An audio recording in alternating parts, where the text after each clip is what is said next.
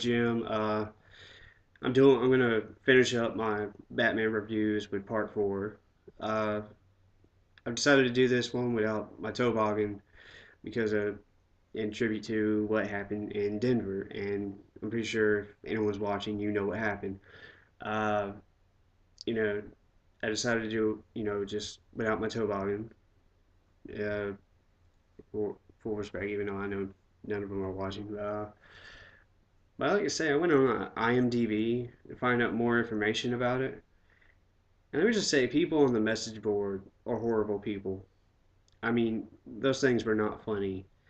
And I know it's infested with trolls and shit, but I'll probably never post on there again. I'll still go on to IMDb, but I'm never posting on there again.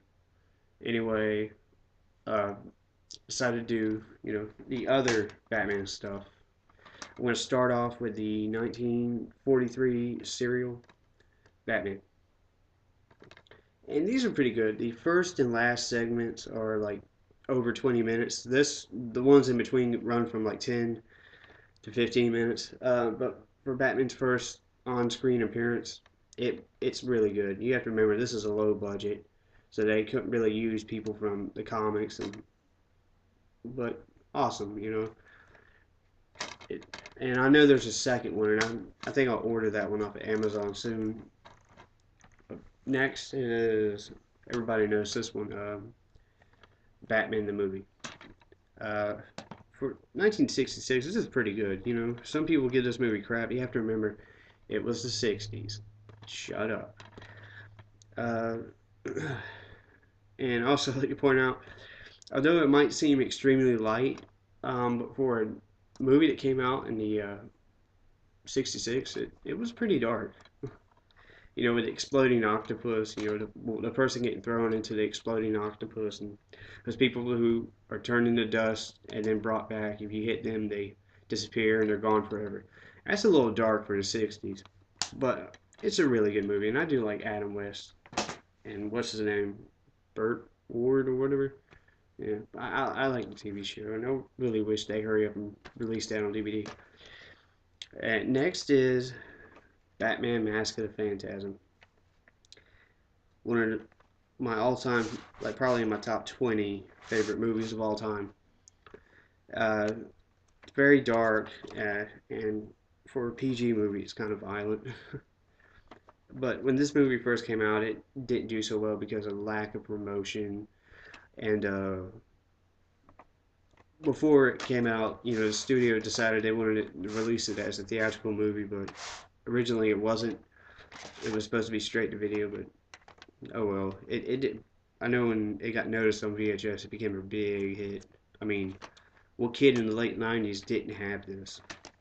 You weren't a kid unless you didn't have it. Also, I looked up the Batman Blu-rays for the four movies, and those are just ridiculous. The prices are outrageous. I'm not spending more than $50 on a Blu-ray. I mean, I have the first one, but I want to get the other ones, and I can't believe they're over $50 for each. Or at least one of them's over $50. Uh, you know, and I don't like Batman and Robin, but I'll own it. But I'm not spending more than over $25 for it. That's just ridiculous. What the hell? I know they're not out of print. Gonna move on. Since I mentioned Batman Mask of the Phantasm, I thought I'd talk about Batman the Animated Series. This is Volume 1. This is probably the all-time best cartoon show ever. A lot of people agree. I would say, it's behind The Simpsons, but that's not really a kid's cartoon, is it? But it's really, really, really, really, really, really, really good.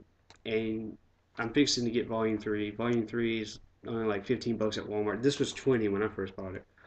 Uh, but Volume 2, I'm going to get Volume 4 also. But Volume 2 is overpriced. New, it's like on Amazon, it's like 40 something bucks, but used it's like 30. And from what I look, the conditions aren't that great. But oh well, I'll get it at some point. Hopefully, when the price goes down. But anyway, that's the end of the Batman movies and whatever. Hope you enjoyed, and tragic event that happened in Denver.